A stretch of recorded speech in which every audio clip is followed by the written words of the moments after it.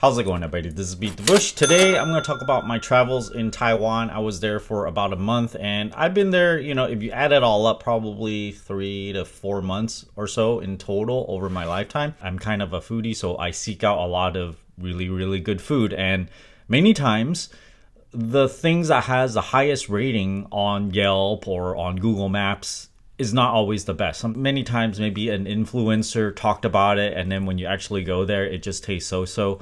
Or maybe the restaurant would offer free food for like a review. So then they end up having much more reviews and much higher ratings than they would normally would if you just base it solely based on the food quality. There are a lot of restaurants out there that taste really, really awesome without the price tag. You might not get like the fanciest ingredients like caviar or like, wild caught chicken or whatever. But if you pay like a reasonable amount, many times you can get a really, really tasty and delicious, and the ingredients can be very good. And for every single place I think is good, there's probably 2 or 3 of them that's not good, I don't talk about at all. Let's not waste time on those things. First place I want to talk about is this Taiwan sandwich place. It's called Taiwan No.1 Sandwich since 1947. The reason I like this is because of this really delicious mayo sauce that they put in. This image here shows a piece of cheese,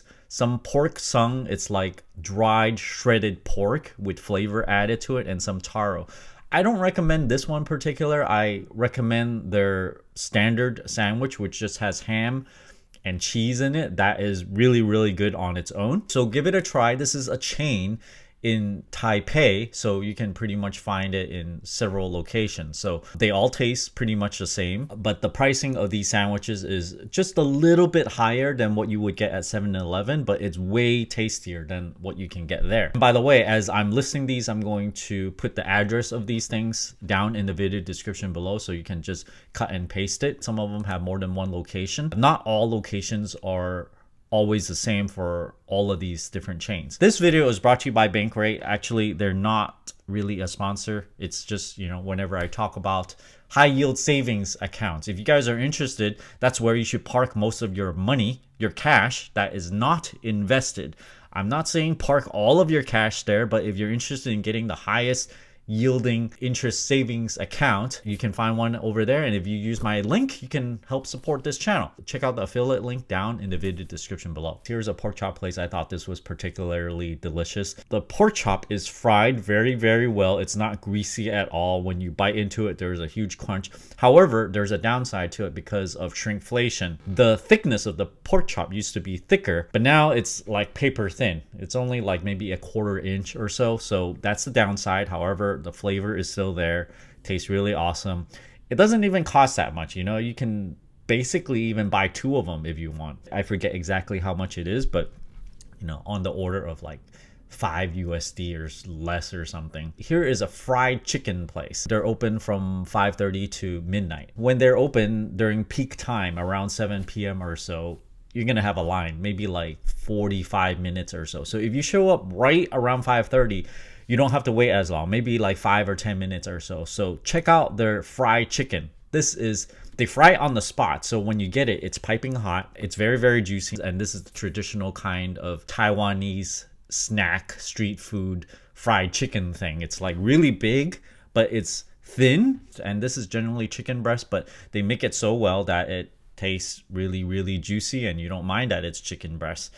There's some bones in it that, by the time you finish all of it, you gotta like eat through the bones if you want. Usually when I travel, I like to eat a brand new fruit of some sort. You don't have that many different kinds of fruits in the world, right? So when I come across something like this is called Beni Madonna orange. Here's a picture of where I got it. You usually get these at the department store, those things where you go down to the B1 floor, and you need a fairly big department store in order to find the best fruits. So if you're in the Taipei area, you go to enough department stores, just look for these fancy fruits. Just to give you an idea how much it costs, the exchange rate is about 1 USD to 31.5 Taiwan dollars. So every $300 is about 10 USD. So these 2 oranges right here, you're looking at them costing $28 for 2 of them.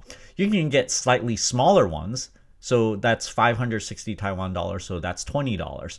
I just bought one single one for like $8 or $10 or so. And it was great trying it. This may look like a typical orange, but the way I would describe it is that it's very, very juicy. It's very delicate. Like when you hold on to each piece, it's very soft. The fibers around it is super thin. When you bite into it, it's very juicy. It's very sweet, although I've had normal oranges taste just as sweet as well. So it's not like one of those Japanese melon where, it's insanely sweet. I think it's a very, very good experience to try something, to try a orange that is like the best orange probably that you'll ever have. Next is this place that is like a hot pot place. The hot pot places are all over the place in Taipei. I feel like the density is almost as high as like 7-Elevens. You can just go downstairs sometimes, and there's one in the corner. But this one is particularly good. Check out the beef. This is one plate of beef that's brought out here. It's extremely delicious, like something next to the rib, or maybe it's a chuck, but it's super tender. Just look at the color of this thing. It's like vibrantly red, and the fat is vibrantly white. It's just perfect looking, super fresh. It almost seems like they slaughtered the cow just not long ago. It's really hard to get a reservation at this place. If you're gonna be there for like a month, make a reservation, because they're booked weeks in advance, and it's really hard to get one. The next place is not so hard to get, which is Sushiro. They have many locations around in Taipei, but my favorite one is the one around the Taipei main station. I've tried different ones, and this one is more fresh, I think, because they have more traffic going through there. It's a very, very popular location.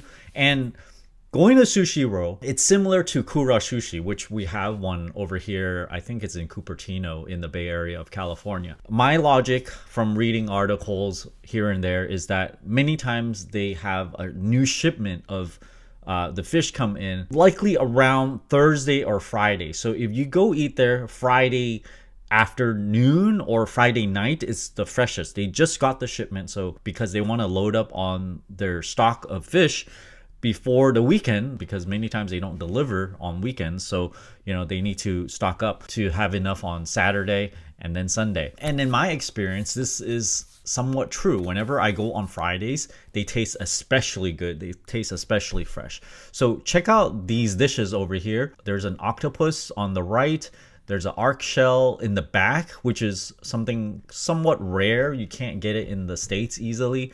There's a fluke fin. This is the fin of like a flatfish, which is very, very buttery. There's a otoro right there. There's a sweet shrimp over here, along with the two smaller ama ebis. There's a Hokkaido uni, which is a little bit more expensive, and some clams towards the back. But every time I go there, you're going to get really, really good value. The freshness of the ingredients can beat out most restaurants in the Bay Area, unless you go to really, really fancy ones where they ship them in from Tokyo or something every single day.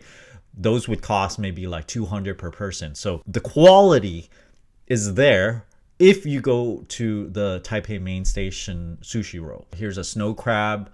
I didn't like snow crab too much. And here's a close-up of the akagai. It's a clam. I tend to like chewy clam stuff. And here's a eel. It tastes normal here, pretty good. Before I move on though, I do need to talk about Ichiran. I went to their main location, which is across the street from Taipei 101. It tastes great, but then they seem to be a little bit off their game now. The lines are not as long. The chashu is not as tender, but their soup tastes great still.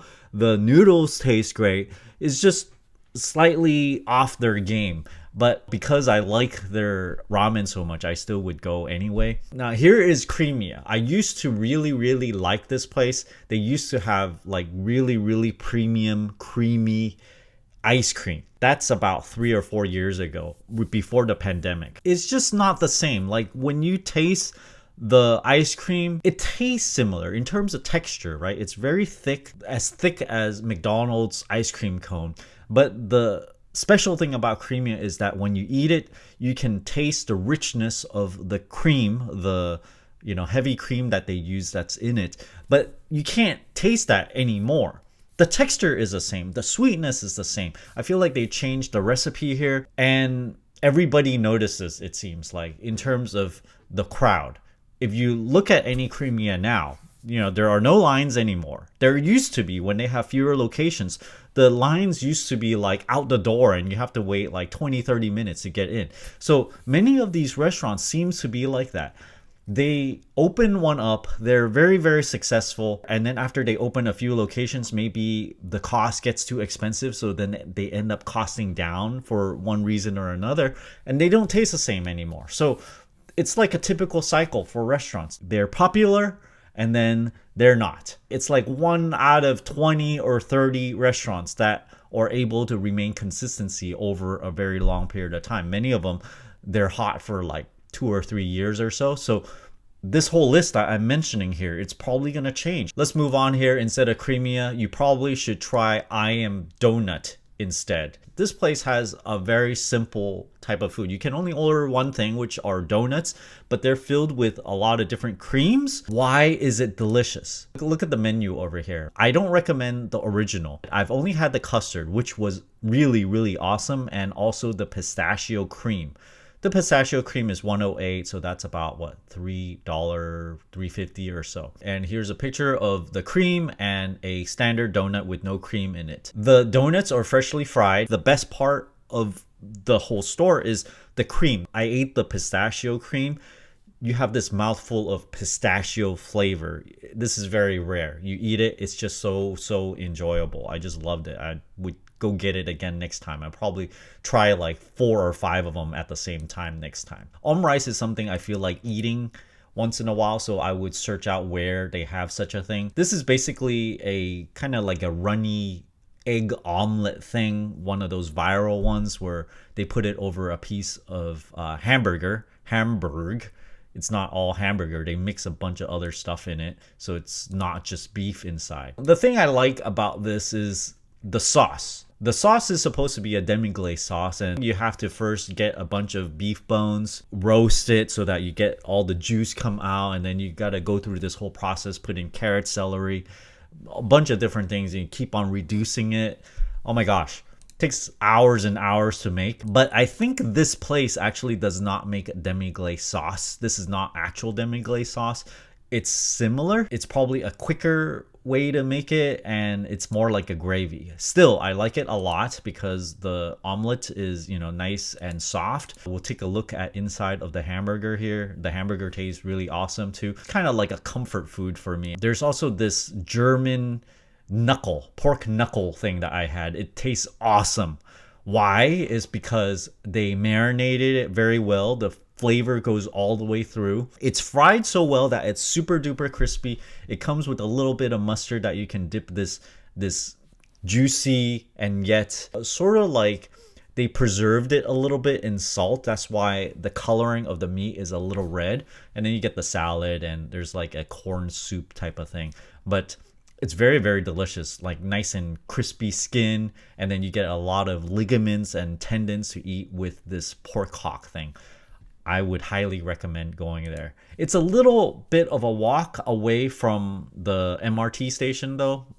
Estimate maybe like 15-20 minute walk all the way over there. But I highly recommend it. It's not at the city center, so it's a bit north. But I think it's worth a trip to go there if you like German food. Here's a place called Mammy Pancake. They actually came from Hong Kong, so I was very, very happy that they brought it over to Taipei. They actually have several locations. This one in this picture is at the Xinyi area. You go in one of those malls and it's downstairs. The thing I look for in an egget is the outside needs to be somewhat smooth. It needs to not look like a cake. So it needs to be smooth and crunchy on the outside.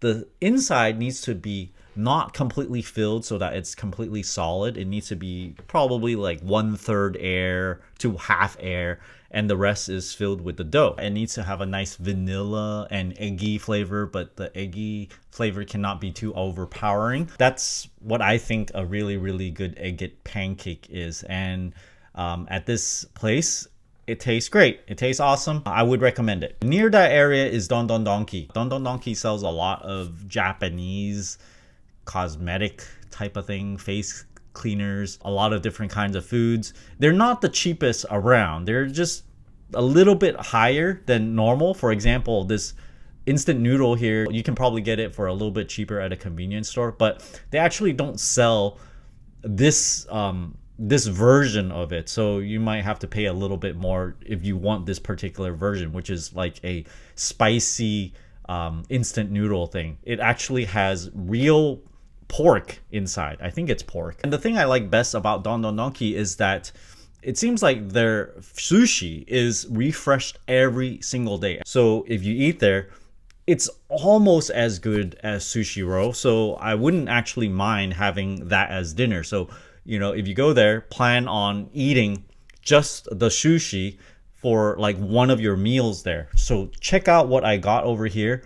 I have some more arc shell. I have some scallops, and then you have some squid here. I have some sweet shrimp with some roe that's sprinkled on top. In the back is a cheesecake mushy pan. It's basically a cake-like cheesecake. I get the Don Donki version because the other one is a little bit more expensive, and to me it tastes about the same to me. So you can have a whole meal there and it won't be that expensive. You can even buy like a whole tray of Old Toro and it's not going to break the bank, and you can feel like you're living like a king. You're just getting everything that you want. I actually have way more recommendations. I did not only visit Taipei, I also drove a car, and then I stayed at Tainan for quite a while. Tainan, by the way, is like the food capital of Taiwan. It emphasizes on food freshness, a bit less on presentation. In order for me to cover every single place I like there, I probably need another video